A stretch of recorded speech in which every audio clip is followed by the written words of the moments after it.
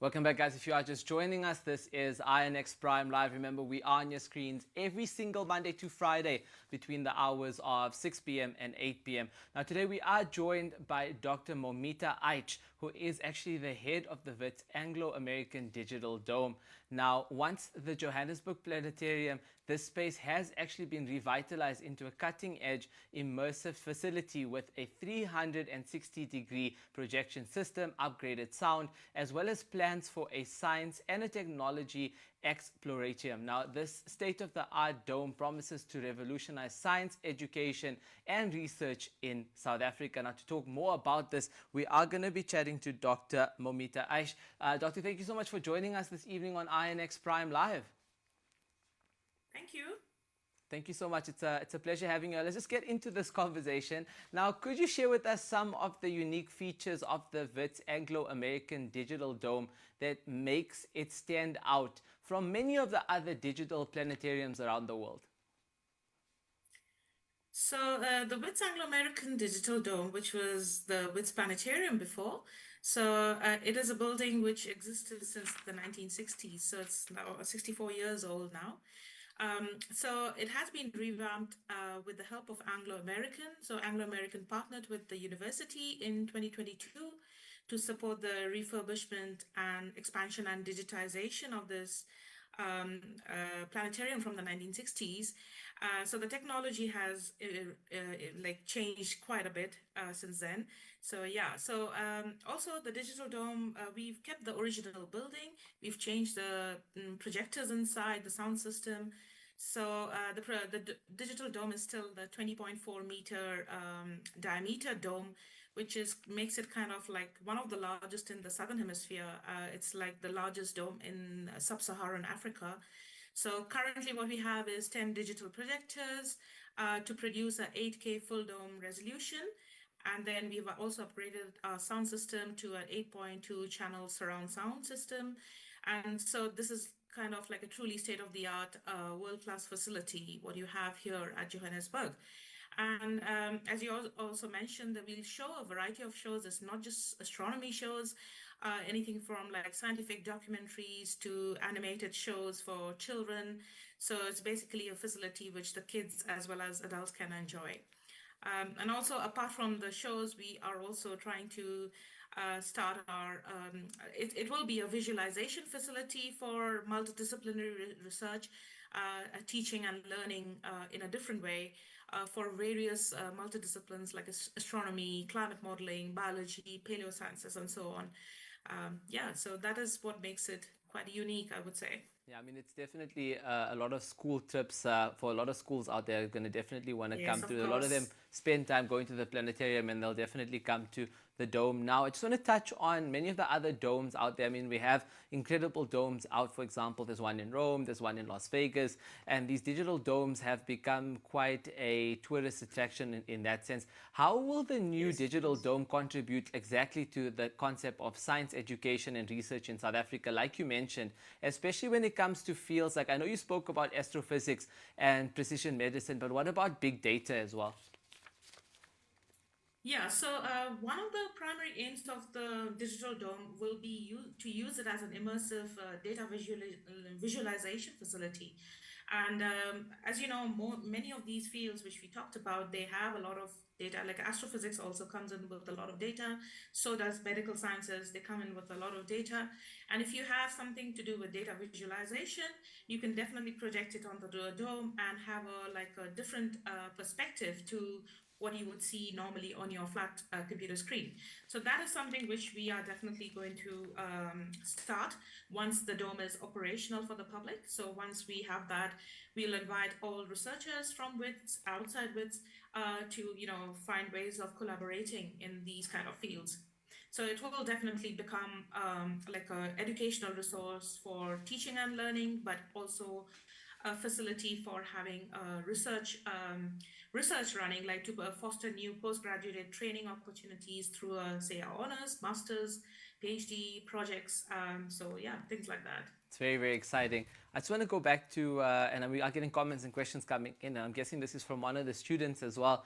They want to know in terms of some of the programs that you have for the kids. So I wanted to ask, what role do you envision for the Digital Dome in terms of community outreach and engaging with the public?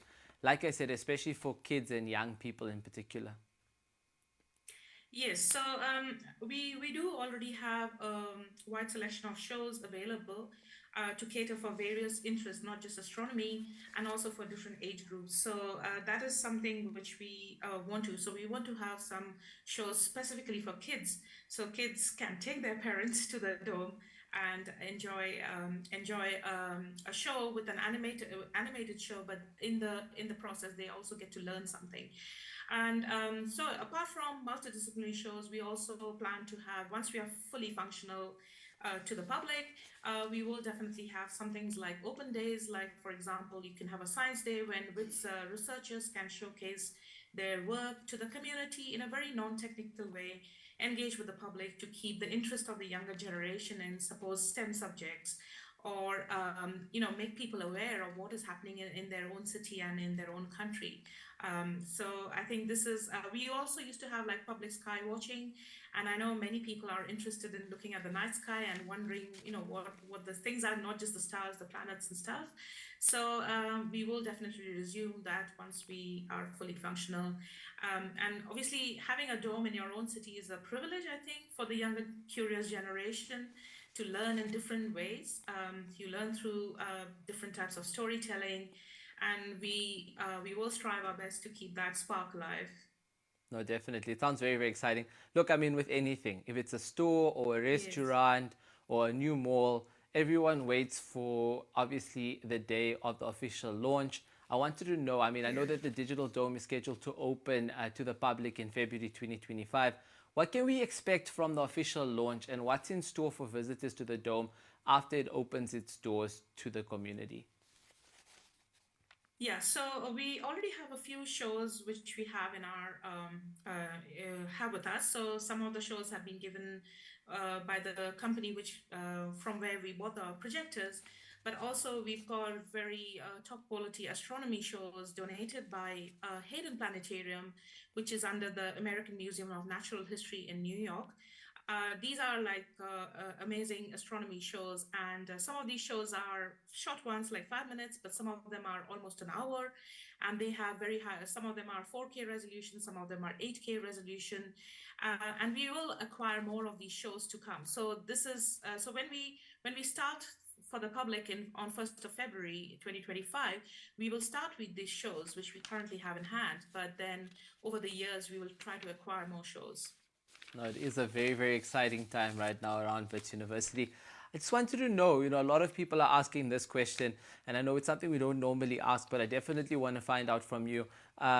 People are curious to know about the costing of visiting the Digital Dome, and also what perhaps did it actually cost to do the revamps as well. What can you tell us about the admission fees, and will there be any discounted rates for students and children, and even maybe perhaps your senior citizens as well?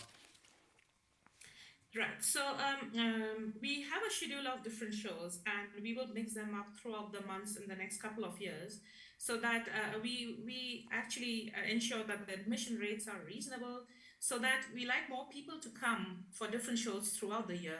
You don't just come to the digital room once and that's it. You don't want to come back again. You want to come back, so that we've kept the prices reasonable, I would say. So the maximum capacity of the dome is about 200. So we are charging school groups. So they need to have a minimum number, and for that number, we are charging 30 rands per learner from schools. And if it's a public show, then we charge 70 rands for adults, and we charge 40 rands for kids for a public show, and the same amount for senior citizens. So we've tried to keep it low as possible, so that we want more people to come back again and again to the digital dome to watch the different shows. Yeah, and I'm sure a lot of people are going to do that, especially a lot of kids, but also a lot of everyday South Africans that are very excited to Pretty see the sure. new revamped space. But again, Doctor, thank you so much for joining us tonight on INX Prime Live. This was very informative. Thank you so much. No, you're most welcome, guys. That is Dr. Moumita Aich, who is actually the head of Wits Anglo American Digital Dome. Now, it is going to be at Wits University. It was actually known as the Planetarium before, and it is going to be quite a spectacle in that it does open in February 2025.